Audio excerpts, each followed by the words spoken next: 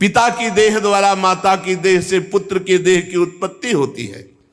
पिता, माता और पुत्र, इन तीनों में परमात्मा विराजमान है, कोई नहीं जान पाता। बाहरी दृष्टि से अपने संबंधों को मान लेते और जब समय आता है बिछुड़ते तो हाय हाय करते। ये सब अविद्या कल्पित, माया कल्पित है।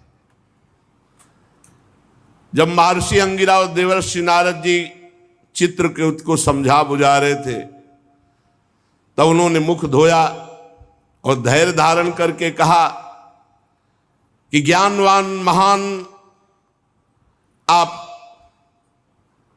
इस समय मेरी बुद्धि काम नहीं कर रही।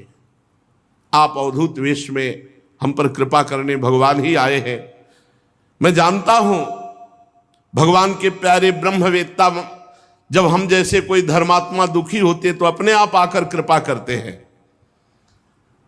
सनत कुमार, नारद, ऋभु, अंगिरा, देवल, असित, अपांतरतम, भगवान व्यासदेव, मार्कंडे, गौतम, वशिष्ठ, भगवान परशुराम, कपिल देव, शुकदेव, दुर्वासा, याज्ञवल्की, जातुकर्ण, आरुणि, रोमस, च्यवन, दत्तात्रेय, आसुरी, पतंजलि, वेदशिरा, बौद्धमुनि, पंचशिरा, हिरण्यनाभ, कौशल्य, श्रुतदेव, ऋतध्वज, ये सिद्धेश्वर भूमंडल में घूमते ही रहते हैं। जब किसी धर्मात्मा पुरुष को कोई विपत्ति आती है तो किसी न किसी रूप में बदल कर आते हैं और उसका सहयोग करते हैं, ज्ञान उपदेश करते हैं। हमें लगता है आप लोग हमें ज्ञान उपदेश करने के लिए आए हो। तो महर्षि अंगिरा ने कहा, राजन जरा नेत्र खोल करके देखो, मैं अंगिरा ऋषि, देवर्षि नारद है। जब तुम पुत्र प्राप्ति के लिए विकल होकर बोले थे, हम ही ने तुम्हें पुत्र प्राप्ति का वरदान दिया था और कहा था तुम्हें हर्ष और शोक होगा। ये तुम्हारे सामने खड़े भगवान के स्वरूप देवर्षि नारद हैं। जब हम लोगों ने देखा कि तुम्हारा जैसा धर्मात्मा राजा पुत्र शोक से अज्ञान अंधकार में डूब रहा है तो सोचा चलो धर्मात्मा को शोक में डूबने का अवसर नहीं दिया जाता। तुम्हारे ऊपर अनुग्रह करने के लिए, कृपा करने के लिए भगवान ने हम दोनों को भेजा है। सच्ची बात तो यह है कि जो धर्म का पालन करता है वो शोक करने योग्य नहीं होता।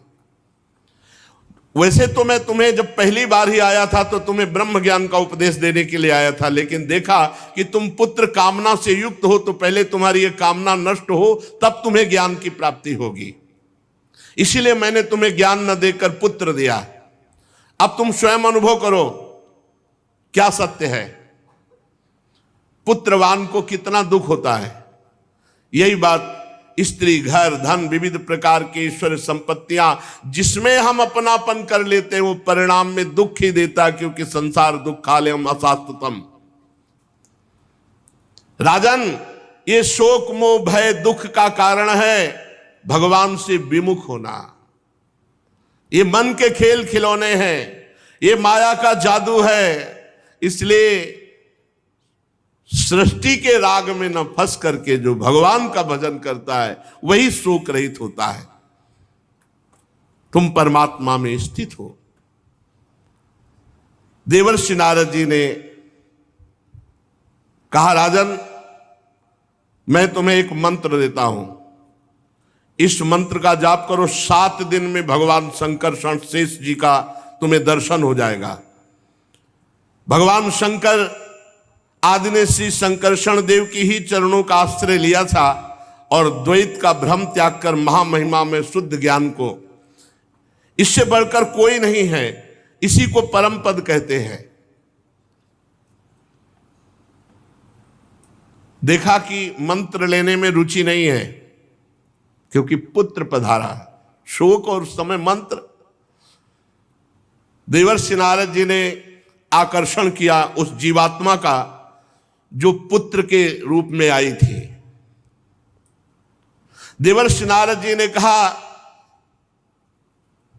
जीवात्मन पश्य भद्रम ते मातरम पितरम चते सुहृदो बांधवास तप्ता सुचा त्वत्कृत्या भृशम कलेवरम स्वाम अविश्य शेषमायु सुहृदव्रता भुंक्ष भोगान पितृ प्रत्तान तिष्ठ नृपासनम। चलो इस शरीर में आ जाओ और पूरी आयु व्यतीत करके तब फिर यहां से जाना। आ जाओ, जीवात्मा को बुलाया।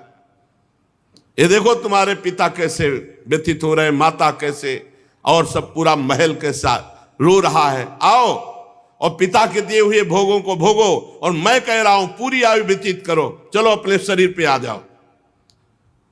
जीवात्मा ने आवाज की, कहा देवर्षि जी आप कह रहे हैं, आप कह रहे हैं कि मेरे पिता है माता है।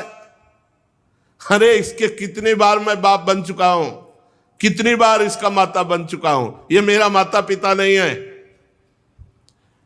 ये कितनी बार भाई बन चुका है, कितनी बार नाती बन चुका है, कितनी बार हमारा शत्रु बन चुका है, ये कितनी बार हमसे उदासीन हुआ है, कितनी बार हमसे द्वेष किया है। अपने कर्मानुसार मैं आज इसका पुत्र बना था, बस इतने समय के लिए, ये मेरा कोई नहीं है।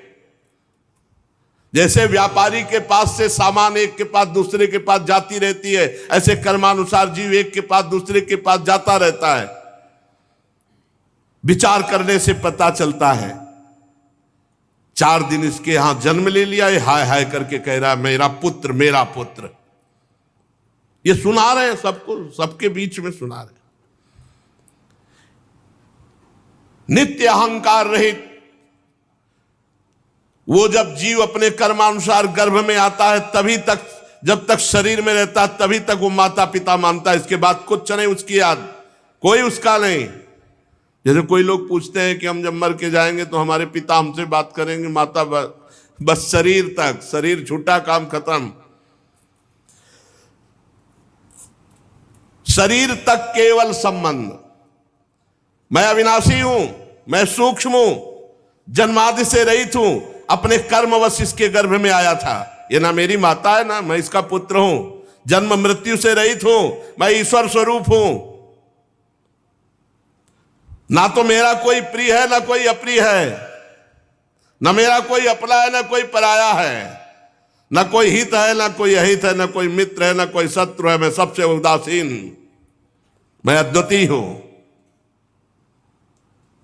इस शरीर कर्मानुसार ग्रहण करने मात्र से केवल कुछ समय के लिए मैं पुत्र बना था। राजा से कहा सुनो,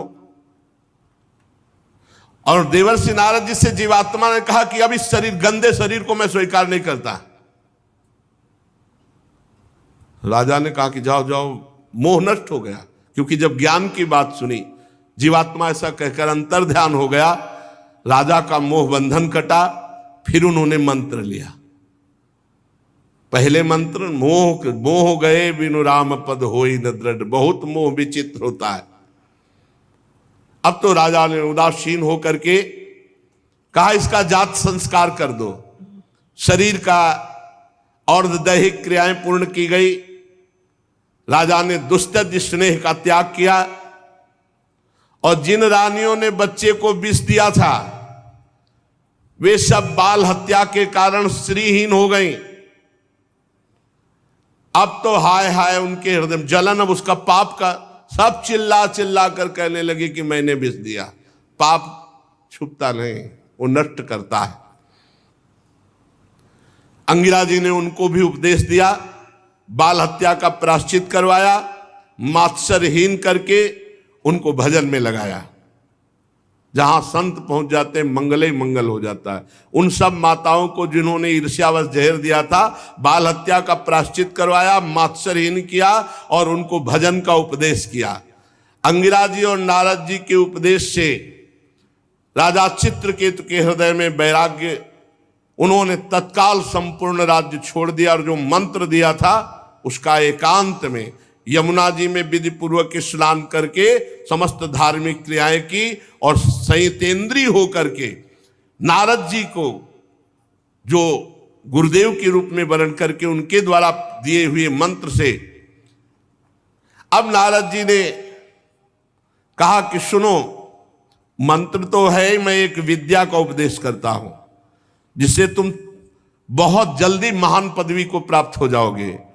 ओम नमस्तुभ्यं भगवते वासुदेवाय धीमहि प्रद्युम्नाय निरुद्धाय नमः संकर्षणाय च नमो विज्ञानमात्राय परमानंदमूर्तये आत्मा रामाय शांताय निवृत्तद्वैत दृष्टये आत्मानंदानुभूत्यैव न्यस्त शक्तिर्मये नमः ऋषिकेशाय महते नमस्ते विश्वमूर्तये वचस्यु परते प्राप्य य एकैको मनसः स अनाम रूपस्यन्मात्रः सोऽव्यान्नः सदसत्परः यस्मिन्निदं यतश्चेदं तिष्ठत्यप्येति जायते मृण्मये स्वीयो मृज्जातिस्तस्मै ते ब्रह्मणे नमः यन्न स्पृशन्ति न विदुर्मनो बुद्धीन्द्रियासवः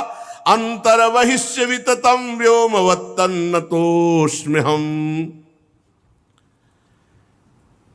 ओंकार स्वरूप भगवान वासुदेव प्रद्युम्न निरुद्ध और संकर्षण रूप से क्रमशः चित्त बुद्धि मन और अहंकार के अधिष्ठाता है। मैं आपके इस चतुर्व्यूह रूप को बार बार नमस्कार करता हूं। आप विशुद्ध विज्ञान स्वरूप हैं, आपकी मूर्ति परमानंदमयी है, आप अपने स्वरूप भूत आनंद में मगन रहते हैं, आप माया जनित राग द्वेष आदि दोषों का तिरस्कार करते हैं। हे प्रभु, मैं आपको नमस्कार करता हूं। आप सबकी समस्त इंद्रियों के प्रेरक परम महान विराट रूप है। हे प्रभु, मैं आपको नमस्कार करता हूं। मन सहित वाणी आप तक ना पहुंच करके बीच से ही लौट आती है। उसके उपरत हो जाने पर जो अद्वितीय नाम रूप रहित चेतन मात्र और कार्य कारण से परे की वस्तु होए, वो प्रभु आप है। आप हमारी रक्षा कीजिए। नारद जी ने इस महाविद्या का उपदेश किया। देवर्षि नारद अपने शरणागत भक्त चित्रकेतु को इस विद्या का उपदेश करके महर्षि अंगिरा जी के साथ अंतर्ध्यान हो गए।